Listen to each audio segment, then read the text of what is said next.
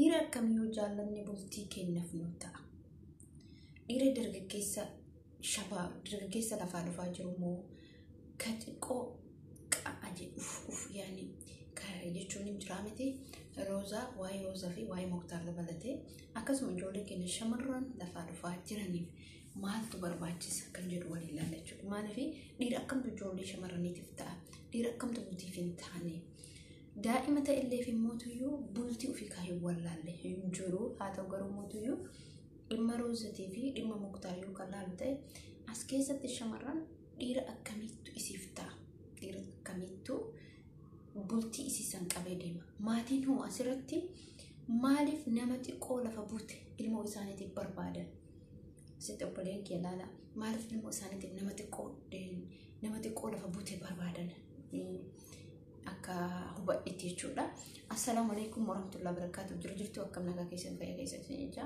Musliima qoota alhamdulillah galata rabbii viidiyoon har'a qabadhee isin dhufe ijoollee shamarranii TV waa'ee akkasuma Roozaa Muktaar dhimma kana wal qabatee dhiira akkamtu jireenya kee bultii keetiif sii ta'a? Dhiira akkamitti yoo dabalamte? Dhiira akkamii hojii yoo bultii ijaarte? Maatiin kee hoo asirratti maal akkamitti kan jedhu wal ilaalla jiru. Hojjetootaaf kabajamtoota kiyya maaliif yoo jettanii dhiira ta'eef miti, daa'ima ta'eef miti, guddaa ta'eef sinawatu, daa'ima ta'eef xingatu jechuudha. Dhimma Roozaa fi Muktaar jidduutti abbaa isaaniitu jidduu seenee, abbaa Roozaatu jidduu seenee.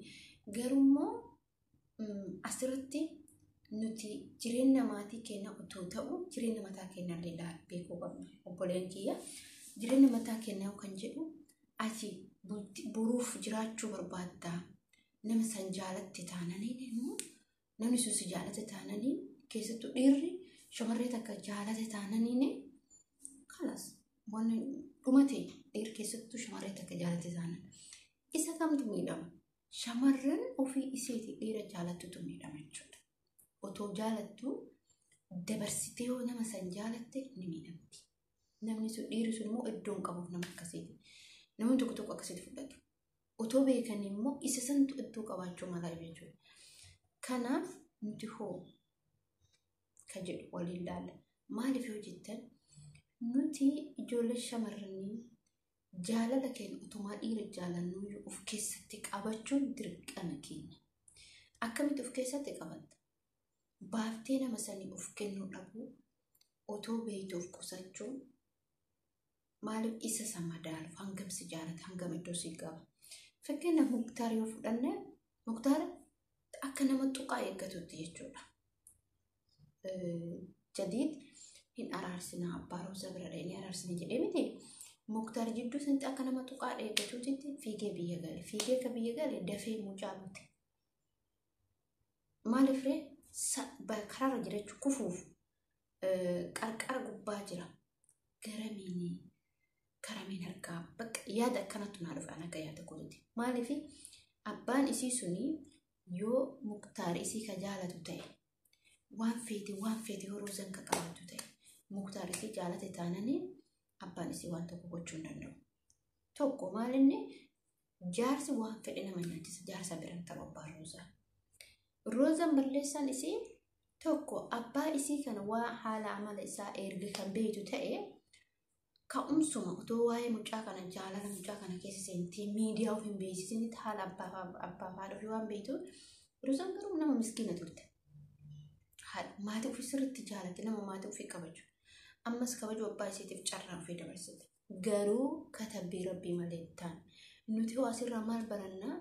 Namoonni akkatti maatii malee jiraachuu namuu hin danda'u. Maatii dhalate. Namoonni tokko immoo jireenyi maatii kiyyaatiif jireenyi kiyya garaagarummaa qaba kan jedhantu jira jechuudha. Jireenya maatiitiif jireenyi kee sirriidha garaagara jechuudha. Waan dhibbatti walitti dhufu. Maaliif ati ofii jireenya kee barbaadda? Maatiin kee si guddisee asii sadarkaa kanaan si ga'e bultii ijaarachuu barbaadda taanaan namni sun si jaalate taanaan namni sun si duuka tarkaanfata taanaan namni sun duuka tarkaanfatu dirqama keeti. Abbaa kiyya haadha tiyya nama kana jaaladhe namni kun na jaalate naa dhaabbatu qabda. Jettee maatii isiisan oduu daftee Muktaar waan kana amansiisin itti himin duratti Roozaan abbaa haadha ofii bilcheessitee geessitee sila Muktaar itti himte jechuudha. Abbaan otoo namni kun naaf ta'a otoo jetteetti himatte Roozaan abbaan biraan darba. Garuu akka isin dubbattetti mucaan kun daa'ima boru si gatee deema. Kan jedhutu itti dhagahame jechuudha. Sirriidha. Yeroo tokko tokkotti namni yeroo waa qabdutti sitti fayyadamee soji. Garuu Muktaar nama akka sirrii natti fakkaatu dhugaa dubbachuu fi nama miskiina fayyaalis yoo haasa'u haasa'a yoo dhiisu dhiisa.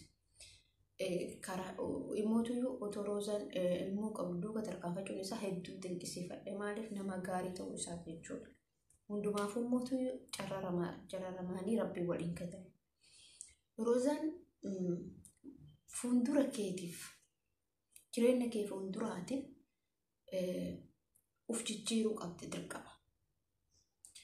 Maatiin kee akka duraanii sanitti durba duraanii fakkeenyaaf amma yeroo amma namni wal jaalannaan irra murteessa jechuudha. Siidaa isaanii akkanaas. Garuu maatiin isaanii dirqama. Garuu maatii isii kana dirqama ati amansiisuu qabdi. Dirqama duuka tarkaanfachuu qabu. Maatiin kee kun dirqama si duuka tarkaanfachuu qabu. Maaliif namni kun fakkeenya Muktaar yoo fudhanne nama namni beeku. Nama miidiyaa irratti namni beeku. Nama zarii isaallee namni fakkeenya abbaa Roozaa nama Yamanii keessattis beekudha. Imootuyyuu namni inni maaliif gaafa jiddaan biraan kiraatti dalageeti nama keessa beeku rakkoota kan qabu naa taati jechuun isaa sun baay'ee nama gammachiisa. Garuu imootuyyuu eenyu kaballeessaa qabu dursaa ijoolleen shamarranii namoonni maatii keessanitti maatitti maaliif hin dhiyaanne? Ayan abbaa kiyya akkan yoo abbaa keessa sodaattan obboleessitti ergitee obboleetti heerumtetti ergitee karaa kanaan amansiisuu sirriidha. Jireenya kee boruu diiguun maaliif barbaachisa? Ati jireenya kee bittinneessa jireenya kee afoollessita. Nama gaarii argadha yookiin immoo nama yaada qaba argadha. Rabbiin immoo kasii yaadu kan biraa ta'uu danda'a. Akka ishee nama jettutu jechuudha. Garuu immoo carraadha. Garuu immoo baay'ee natti dhagahame. Maaliif yeroo inni sakandii muraasa keessatti fuudhutti baay'ee bakka mucaan sirriidha ni jarjare. Sirriitti jarjare. Maaliif namni sadarkaa dargaggummaa keessatti ni jarjara jechuudha. Sirrii jarjaruun isaa maaliif waan hin taane keessa seenurra waan hin taane laaqurra dafee fuudhutu isaa bareeda isallee jechuudha. Garuu immoo otoo bubbulee otoo maatii isiisanitti jaarsi waan fedhe si godha. Abbaan waan fedhe haa ta'u abbaan fedhe jechuudha. Abbaan waan fedhe haa ta'u hin amansiisa jechuudha jaarsi. Kana Roozaan abshiri siin jechuu barbaada. Carraadha hunduu ni darba. Maaliif obboleen kee yoo jettanii hiriidha. Hireen qooda rabbiitii jedha. Hireen waan rabbiin sii katabeen alatti wallaahi abadan karabbiin sii katabee ala nyaatu karabbiin sii katabee ala dhudhu karabbiin sii katabee ala dhufatu jechuudha. Maaliif waan rabbiin ganama sii katabee jechuudha. Ijoollee kana lamaanillee rabbiin ganama walii riskee jechuudha. Otoo rabbiin walii riskee abbaan waan fedhu dudachii kanarra gangalattee Roozaa amma badduu sanatti otoo rabbiin ganama walii katabee anaaf ati walii taanettee mucaa kanaa walii galtee itti heerumte jechuudha. Garuu immoo maalinni katabaatu hin jirre. Inni katabaa rabbi waan hin jirre tuni jidduu dhufte abbaa tuni jidduu dhufte jechuudha. Nuti hoo asirraa maal baranna? Fakkeenya akkamii nu ta'e? Muktaar fakkeenya nu ta'e? Roozaan fakkeenya nu taate? Fakkeenya Roozaan nu taate sodaa maatii isii qabdu kabaja maatii isiif qabdu mul'ifte jechuudha. Keessa ofii garuu miitee jirti. Dhugaa rabbii dubbachuun namni jaalatee yeroo dhabu hin miidhama. Namni nama tokko keessattuu jaalatee yeroo dhabu sirriitti Roozaa yeroo hunduu gisee inni Yaman keessa jirullee gaafa kaamilaan inni wannullee baay'ee tokko baay'ee yaani irraa hojjette viidiyoo anasitti heerumaa otoo hojii jiraadha. Maal jechuudha maaliif keessa isii jaalalatu jira jechuudha. Keessa Roozaa jaalalatu jira. Jaalala waan jiruuf namni waan nama jaalatu sana irra deddeebi'a jechuudha. Ammaaf erga walitti dhufanii waliin nyaatanii dhuganii bakka baay'ee tokko miidhamte. Dhugaa rabbiin kee fayyaa isii haa kennu. Rabbiin bakka Muktaar hin caalu rabbi bakki isii haa usu. Maaliif mucaa miskiina turte. Roozaan mucaa miskiina mucaa gara laafettiidha. Gara laafenna isiittu kan isii gochaa jira jechuudha. Ijoollee takka takkaati irra kaattu. Maaliif isin nama kabaja abbaa isii qabduuf kabaja maatii isii qabdu san keessa isiitti gubachaa keessa isiitti bakka eenjechaa namni amma akka isin jirtu hin beeknu nuti hin beekna viidiyoo irraa hojjanna maal jenne malee namni tokko waan isin keessa abbaa haati isiitti waan isin keessa jirtu hin beektu. Maaliif mana addaa keessa jiraatti kophaa jiraatti tarii shaallaa koolanii jiraachuu dandeettee dhiifama. Kanaaf. Kanaaf jechuudha warroonni jaalallee keessan isin jaalatu keessattuu dhiirri yoo isin jaalate jechuudha. Maatii kee dhibbatti amansiisuu qabda. Innis jaaladhe si fuudha si maatii keetiitti erga maatiin kee dirqama dhaabbachuu qabu jechuudha. Maal hanga yoomii nama ofii isaaniitii si maratanii manatti si fidan. Ofii isaatii manatti si fida abbaan keetillee intalli xiyyataa naa bareedduudha koottaa narraa fuudhaa jedha. Yoo ofii inni laallatee namni dhiiraa tokko laallatee dhufe nama tokkotu yeroo hundaayyuu mucattii bareedduu manaa qabaa ture. Mee waa'ee Roozatii fi abbaa Roozatiif jedhe mucattii sirrii bareedduu manaa qabaa ture. Mucattii bareedduutiin oduu manaa qabu hiriyyaan abbaa isii suni otoo mucattiin bareedduun isiitu mana jirtu mucaa biraa natti fuudhii jedhee kadhata.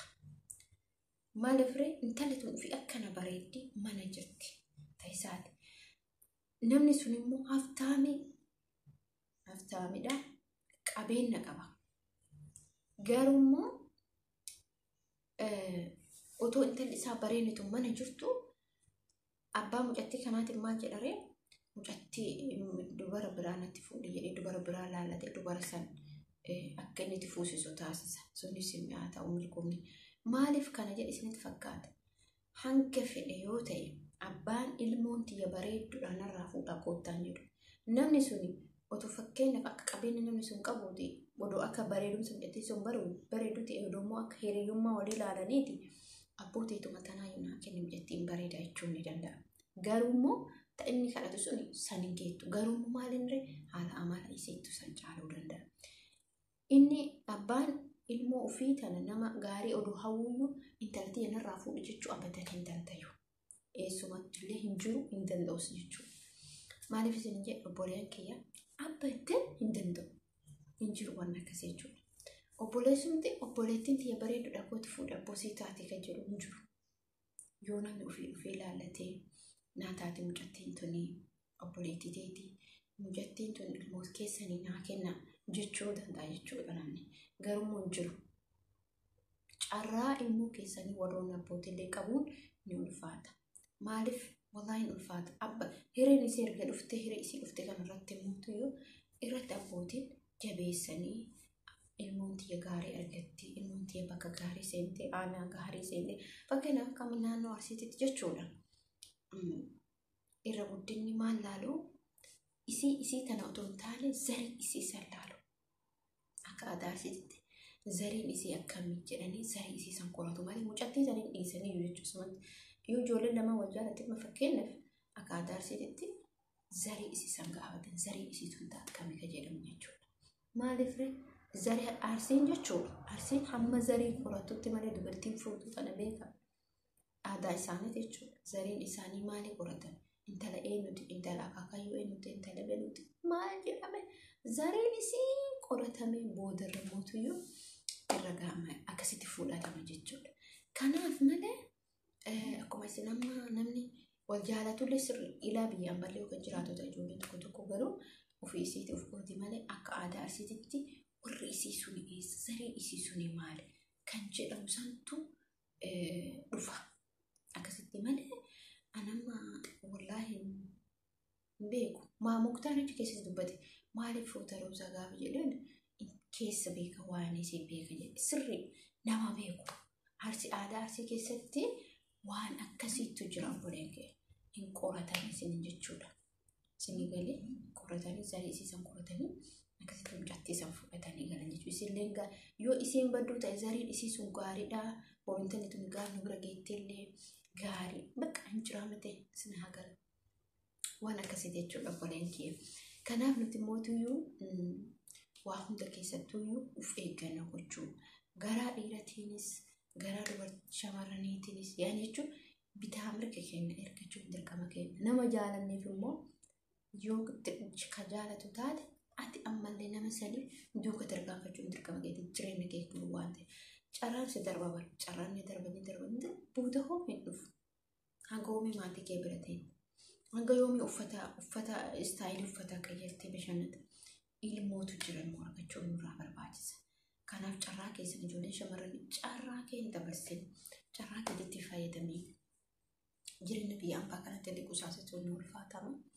Kan isin jechuu barbaada obboleen kiyya baay'ee tokko ana akka kootti garaana nyaatti mucaa miskiina waan ture baay'ee garaana nyaatti dhuguma rabbii dubbachuu wanni godhamu jiru otoo bira jiraadhe yeroo kanatti garuu taarika nutaan argachuu dandeetti hin beekamu waan rabbii kana jechuudha. Rabbii irratti haban waamee qacarramee qof dabarsite Ameerikaa hafitti of dabarsite Muktaarin dhabdee of dabarsite rabbiin immoo tuyyuu kawaan kana ka Ameerikaa caalu kan Muktaarin caalu si hayu dhuguma isin ijoolleen shamarranii waliif du'aa godhaa jechuudha. Dhiirri immoo tuyyuu bare akka nu eetiin miti daftee fuuti daftee wayiitti tarkaanfate daftee waa keessa galti maaliif obsuu hin danda'anii.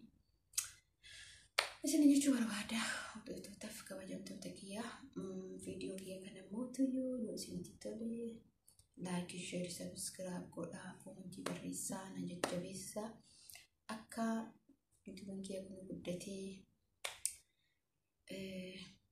yuutuubiin baay'ee ulfaata hojjechuun isaa irratti baay'ee ulfaata bakka maal goonare baraaf urguggee gad jedhan jala darban jedhan.